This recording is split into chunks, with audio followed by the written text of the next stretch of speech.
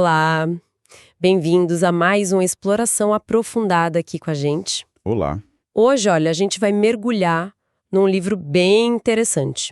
Ética em Movimento, Soluções Práticas para o Segmento de Tecnologia, do Chico Assis. Tema super atual. Muito. A nossa conversa vai ser baseada em trechos do próprio livro, tá? Com foco especial nos módulos I e 2, que são a base de tudo. Certo. E o nosso objetivo aqui é duplo, basicamente. Primeiro, entender bem as definições de ética e moral que o Assis traz, que são cruciais. E segundo, sacar por que esses conceitos são tão importantes para quem trabalha com tecnologia hoje, ou mesmo para quem só se interessa pelo assunto. Exato. E tem um detalhe que eu achei fascinante e que a gente vai comentar bastante. O jeito que o livro ensina. É tipo um diálogo, sabe? Entre um professor, o Alex, e uma aluna, a Ana. Isso torna tudo bem mais fluido, mais fácil de acompanhar. É verdade. E essa abordagem, nossa, não podia ser mais na hora certa, né?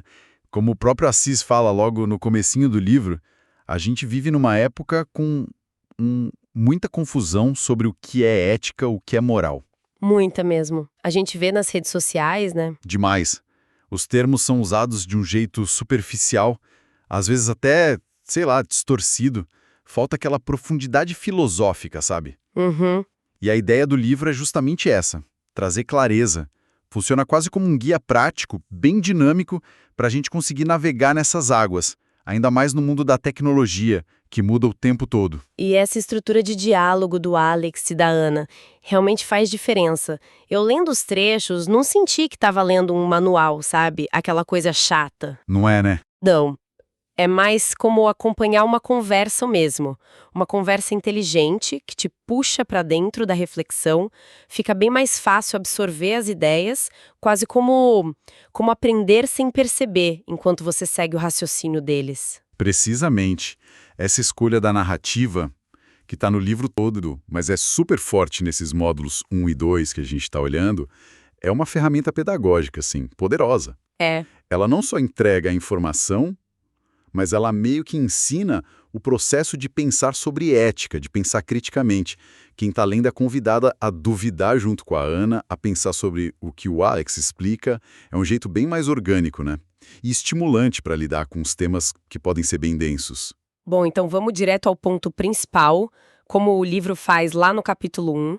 Como é que o Chico Assis separa ética e moral? Ele coloca uma diferença ali que parece fundamental, que guia todo o resto. Qual seria? A ética, ele diz, está mais voltada para o bem comum, busca uma visão mais universal. Já a moral, ela lida com o certo e errado num contexto mais fechado, sabe? É singular, cultural, depende da época. E essa distinção é o pilar central mesmo. Pensa assim, ó, a ética é como se fosse a busca por princípios que a gente gostaria que valessem para todo mundo, em qualquer lugar. Tipo respeito à vida, justiça, dignidade. Uhum. Já a moral seria mais o conjunto de regras, de costumes que um grupo específico adota num certo momento para regular a convivência ali. Sabe, regras de etiqueta, código de conduta de uma profissão, norma religiosa. Entendi. Uma não anula a outra, tá? Mas elas operam em níveis diferentes. E no mundo da tecnologia, isso é crucial. Imagina uma plataforma global. Ela tem que lidar com uma ética de respeito ao usuário, certo? Certo. Mas as morais sobre privacidade de dados, por exemplo, nossa, variam demais entre Europa, Estados Unidos, Ásia. Essa aplicação na tecnologia já dá uma clareada boa. O livro até usa um exemplo do dia a dia para mostrar essa diferença de raciocínio. Achar uma carteira perdida. Ah, sim, esse exemplo é ótimo. Devolver a carteira pode ser um ato baseado na moral. Tipo, no meu grupo a gente aprendeu que devolver o que não é nosso é o certo. Ou então, poxa, se fosse a minha carteira eu ia querer de volta. É uma regra que a gente aprendeu, ou aquela ideia de esperar que façam o mesmo pela gente, né? A reciprocidade. Exato. É o raciocínio moral. Mas a mesma ação, devolver a carteira, pode vir de uma reflexão ética. A pessoa pode pensar assim, olha, independentemente das regras do meu grupo, uma sociedade onde as pessoas confiam umas nas outras, respeitam o que é do outro, funciona melhor para todo mundo. Ah, interessante. Então, Devolver é o certo porque contribui para esse bem comum maior, para um princípio de justiça, de confiança mútua. A ação é a mesma, percebe? Mas a origem do julgamento é diferente. Uma está mais ligada à norma do grupo, a outra a um princípio universal que foi refletido. Nossa, como a motivação interna muda tudo, né? E o livro, de novo com o Alex e a Ana conversando, explora como essa bússola moral se forma na gente, certo? Porque a gente nasce meio que amoral, sem esse sistema pronto. Sim, a gente nasce sem um conjunto de regras morais definido. É a família, geralmente, que introduz a primeira régua moral. Aquelas regras básicas de convivência, né? Não bate, divide o brinquedo, pede desculpa. É a base. A base de tudo. Aí, conforme a criança vai para outros lugares, tipo a escola, ela percebe que tem outras regras, outros códigos morais rolando. E é nesse ponto que surge a possibilidade da imoralidade, que o Assis define não como uma maldade, tá? Mas como a quebra consciente de uma regra moral que já existe. A pessoa sabe a regra do grupo, mas escolhe não seguir por algum motivo. E essa complexidade só vai aumentando, né? Eu fiquei bem impressionada com o exemplo que o livro traz de um advogado. Diz que ele pode ter que lidar com uns 16 conjuntos de regras morais diferentes no dia a dia. É um número em tanto, né? Demais! As regras da OAB, as do escritório, as da família, dos amigos, da religião, do clube. Uau! Isso mostra como a gente está o tempo todo gerenciando diferentes morais. É exatamente. E essa multiplicidade é a realidade da maioria das pessoas, viu? Especialmente para quem trabalha em áreas complexas como a tecnologia. O pessoal lida com cliente, com chefe, com time, com legislação internacional, com normas culturais diferentes. É verdade. O profissional de tecnologia está imerso nisso. A moral da empresa, a moral da comunidade de desenvolvedores, a do país onde o software vai rodar, a da própria consciência dele. Entender a diferença entre ética, o bem comum universal, e moral, as regras específicas de cada lugar, ajuda a navegar nisso tudo sem pirar. A reflexão ética dá um norte para a gente avaliar e, às vezes, até para questionar as regras morais que estão aí. Entendido. Então, essa distinção é o ponto de partida? O capítulo 2 do livro vai mais fundo na comparação, traz mais detalhes. Um deles é essa coisa da universalidade versus localidade, que a gente já meio que falou. Isso. A ética quer ser universal, valer para todo mundo. A moral é local, é cultural por natureza. O respeito à vida, por exemplo, é um princípio ético quase universal. Mas as regras morais sobre eutanásia ou manipulação genética, nossa, variam demais. Com certeza. Na tecnologia, pensa na liberdade de expressão online. É um princípio ético que a gente gostaria que fosse universal, né? Mas as regras morais e as leis também, sobre o que pode ou não ser dito, mudam muito de país para país. Outra diferença que o livro aponta é que a ética tende a ser mais positiva, no sentido de inspirar valores, sabe? Busca pela verdade, pela justiça, pela compaixão. Ela meio que convida a gente a ser melhor. Já a moral, muitas vezes, ela aparece de forma mais impositiva, com regras, mandamentos, proibições bem claras. Não roubarás. Não crie deepfakes para difamar ninguém. Siga o código de conduta da empresa X. Faz sentido. E também tem a relação com liberdade e obrigação. A ética parece que fica mais no campo da liberdade. É uma escolha consciente que a gente faz, pensando nos princípios, para agir de um jeito que ajude o bem comum. É uma escolha refletida. Isso. E a moral estaria mais ligada à obrigação. A gente cumpre deveres, segue regras que vêm de fora ou que a gente aceita por fazer parte de um grupo. Exato. E complementando isso, o Assis sugere que a ética ajuda a definir a conduta da regra moral. Tipo, como aplicar uma regra de um jeito justo, equilibrado, olhando para o contexto, para as consequências. A moral, por outro lado, ela estabelece a regra em si. Ah, tá. E aí vem a distinção clássica, né? Ética como a reflexão mais teórica sobre esses princípios universais e a moral como a prática do dia a dia, a aplicação dessas regras na vida real. Essa ideia da ética como teoria pode soar meio abstrata, né? Meio longe do chão da fábrica de software, por exemplo. Como é que essa reflexão teórica chega na prática? É uma preocupação válida, sim. E o livro, na conversa do Alex com a Ana, trata disso. A reflexão ética, mesmo sendo teórica, ela tem consequências práticas enormes. Pensa no campo da bioética. Foram décadas de discussão filosófica sobre a autonomia do paciente, Verdade. que levaram a mudanças bem concretas e universais, tipo a exigência do consentimento livre e esclarecido antes de qualquer procedimento médico. Sim, hoje é padrão. No mundo da tecnologia, a reflexão ética sobre privacidade levou, por exemplo, à criação de leis como a GDPR na Europa. E isso mudou a forma como empresas no mundo inteiro coletam e tratam dados. A teoria ética não é só ficar viajando, sabe? Ela informa, ela questiona e, no fim das contas, ela transforma a prática moral e até a lei. Faz todo sentido. A teoria ilumina a prática. Bom, aí o livro leva a gente para as origens, lá para a Grécia Antiga, no capítulo 3. Que lugar! Um caldeirão de ideias, né? Nossa, e que caldeirão! Lá surgiram os sofistas, que eram os mestres da retórica, e muitos deles defendiam um certo relativismo, o que é certo ou errado dependia da convenção de cada cidade-estado. E aí, como um contraponto direto a esse relativismo, surge a figura gigantesca de Sócrates. Ele batia na tecla de que existiam sim verdades e valores universais: justiça, coragem, o bem. E que a gente podia chegar neles usando a razão e o diálogo crítico. O famoso método socrático. Exato, a maiêutica. Ele ficava fazendo perguntas sem parar. O que é a justiça? Me define aí o que é virtude, para fazer a pessoa examinar as próprias crenças e parir as próprias ideias. A ideia central dele, a virtude é conhecimento, sugere que ninguém faz o mal porque quer. O erro viria da ignorância sobre o que é realmente bom.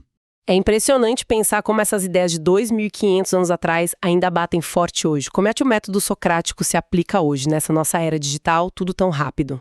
Olha, a essência do método socrático, esse questionamento constante, o autoexame talvez seja mais relevante hoje do que nunca. Aquela frase atribuída a ele, uma vida não examinada não vale a pena ser vivida, é um remédio poderoso contra a superficialidade que a gente vê por aí. Com certeza. Na tecnologia, onde as coisas novas aparecem numa velocidade louca e as consequências podem ser gigantescas, parar para perguntar, por que a gente está fazendo isso? Quais os possíveis impactos éticos? Isso ajuda o bem comum? É um exercício socrático fundamental. A gente precisa de mais Sócrates nos times de desenvolvimento, nas diretorias das empresas de tecnologia. O livro também dá uma passada em Platão, que foi aluno de Sócrates, e no famoso mito da caverna, lá no capítulo 5. Aquela imagem forte dos prisioneiros vendo só sombras e um que consegue escapar para a luz da verdade. Sim, é uma alegoria riquíssima sobre essa jornada do conhecimento, né?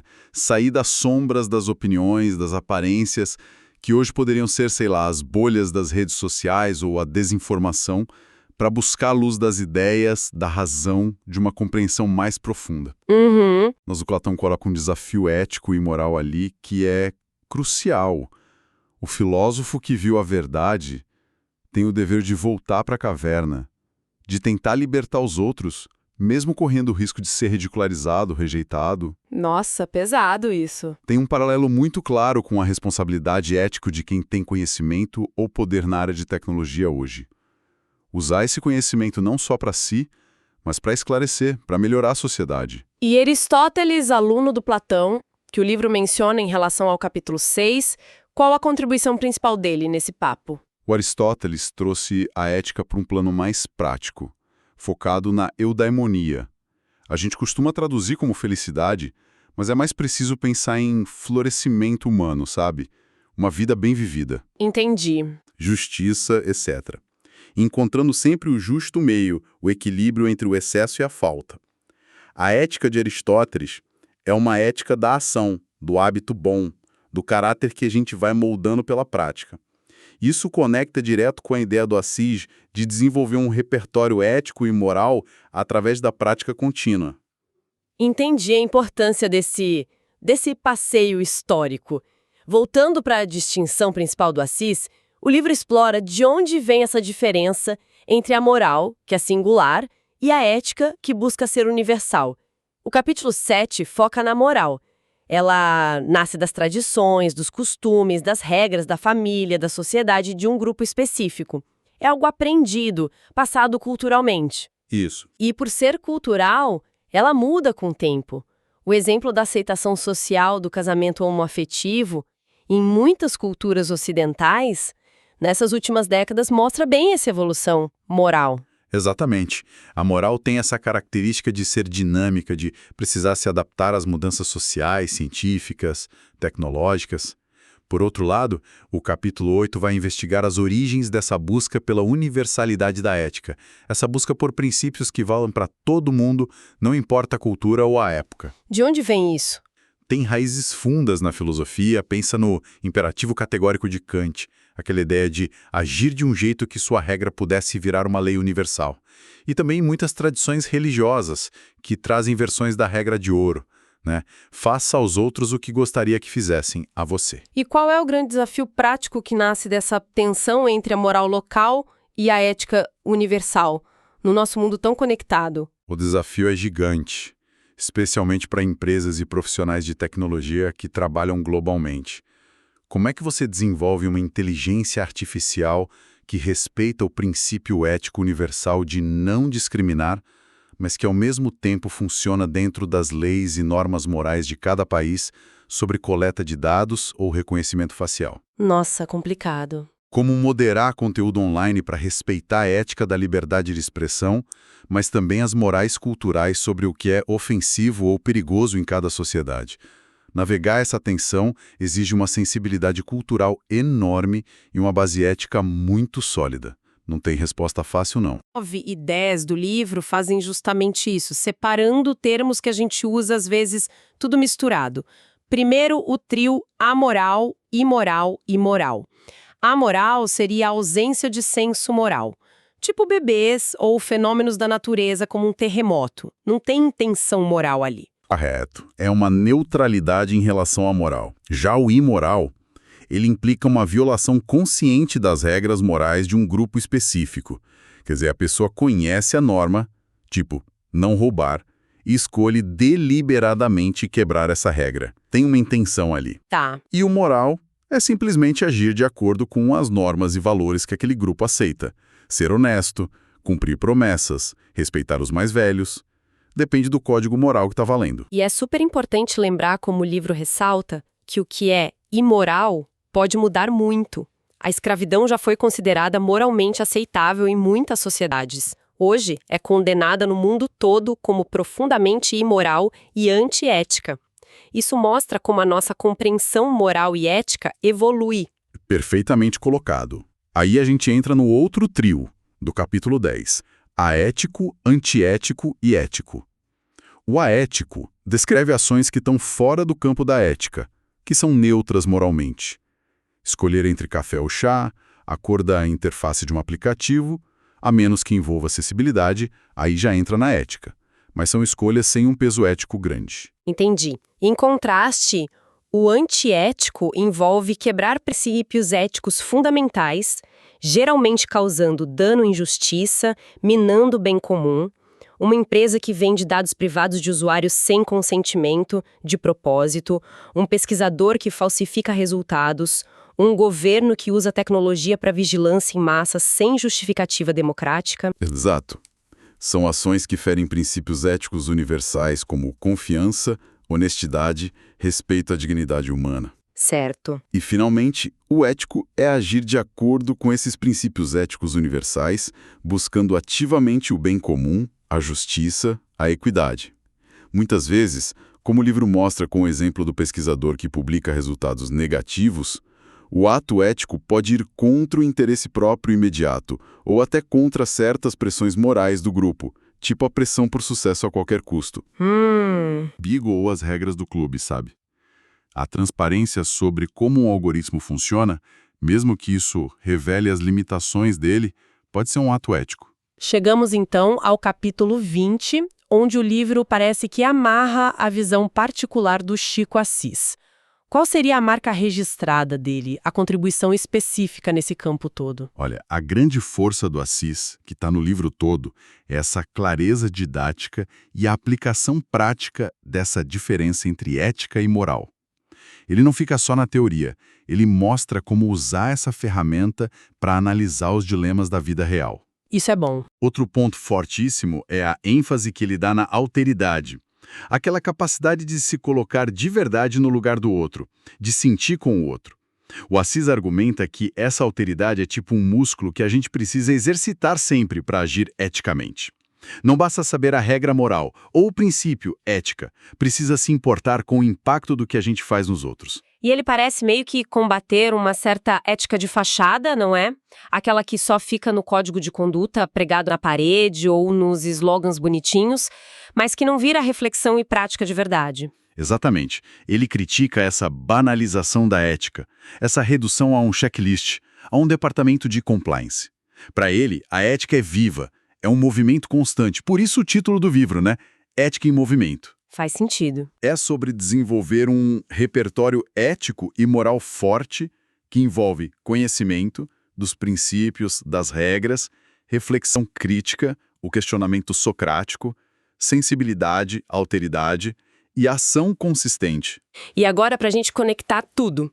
Como é que essa base toda de conceito, a diferença ética-moral, a história, as definições de amoral antiético, a alteridade, como é que isso vira as soluções práticas para o segmento de tecnologia que o título do livro promete? É aí que a estrutura do livro se mostra genial. Os módulos I e 2, que a gente detalhou mais hoje, eles constroem a base, o alicerce conceitual. Eles dão as lentes, as ferramentas para a gente analisar as coisas. Certo. Os módulos seguintes, do 3 ao 8, embora a gente não tenha os trechos aqui, eles aplicam diretamente essas ferramentas nos grandes dilemas tecnológicos de hoje. A distinção ética-moral do Assis, por exemplo, permite analisar um novo produto de forma crítica.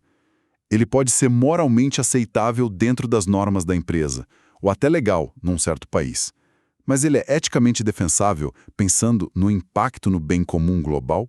Boa pergunta. A busca pelo justo meio de Aristóteles pode guiar decisões sobre moderação de conteúdo. O imperativo categórico de Kant pode informar como a gente desenha algoritmos de IA para que tratem todos os usuários como fins em si mesmos e não só como meios para alguma coisa. Então, os capítulos seguintes vão entrar em temas como IA, privacidade, responsabilidade no desenvolvimento, lixo eletrônico. Exatamente. Os títulos que foram mencionados lá no esboço, tipo responsabilidade ética no desenvolvimento de novas tecnologias, inteligência artificial e dilemas éticos, privacidade na era digital ou e-waste e ética ambiental, mostram bem essa aplicação direta. O livro usa o diálogo do Alex e da Ana para ir dissecando esses problemas específicos, sempre à luz dos fundamentos que a gente discutiu. O diálogo continua sendo a ferramenta? Continua. A proposta não é dar a resposta pronta, mas sim capacitar quem está lendo, especialmente o profissional de tecnologia, a pensar eticamente sobre esses desafios, a construir o próprio repertório e a tomar decisões mais conscientes, mais responsáveis. É um treinamento para o músculo ético. Fantástico. Então, para a gente resumir a nossa conversa de hoje, a gente explorou a distinção fundamental que o Chico Assis faz entre ética, universal, bem comum, e moral, singular, cultural, certo, errado, local. Vimos como as raízes lá na Grécia Antiga ainda ajudam a gente a pensar hoje. Valorizamos o jeito diferente do livro usar o diálogo do Alex e da Ana como um método de aprendizado super fluido e eficaz. E o mais importante, a gente entendeu como toda essa base de conceitos não é só teoria, mas é a caixa de ferramentas essencial que o Assis oferece para a gente encarar os desafios éticos complexos e urgentes do mundo da tecnologia. E ter clareza sobre esses conceitos e ferramentas não é só interessante academicamente falando. É algo que, nossa, capacita muito. Oferece uma linguagem, um método para analisar dilemas, para justificar decisões e para agir de um jeito mais íntegro, mais responsável, tanto na vida profissional, especialmente na tecnologia, quanto na nossa vida pessoal mesmo. Ajuda a transformar aquela angústia que dá diante de um dilema ético numa chance para a gente exercer conscientemente a nossa humanidade. Perfeito! Para deixar uma faísca aí para quem nos ouve pensar depois, vamos lançar uma provocação inspirada no livro, ligando essa tensão entre o local e o universal ao nosso mundo tecnológico. Olha só. Se a moral de cada cultura molda como a gente aceita e usa as tecnologias, enquanto a ética busca princípios universais como justiça e dignidade, como é que a gente, como sociedade global cada vez mais conectada pela tecnologia, decide quais aspectos morais locais devem ser respeitados e quais talvez precisem evoluir em nome de um bem comum ético maior? Será que existe um critério objetivo para isso? Ou a gente está condenado a um choque constante de valores morais nessa arena digital global? Fica aí a pergunta. Uma pergunta que vai nos acompanhar por muito tempo, sem dúvida. Para quem quiser se aprofundar nessas questões e buscar caminhos práticos, especialmente no contexto da tecnologia, a leitura completa de Ética em Movimento, do Chico Assis, é com certeza um excelente investimento. Fornece não só o conhecimento, mas uma forma de pensar. Eu agradeço muito a oportunidade dessa análise conjunta. Eu também agradeço. Até a próxima. Até!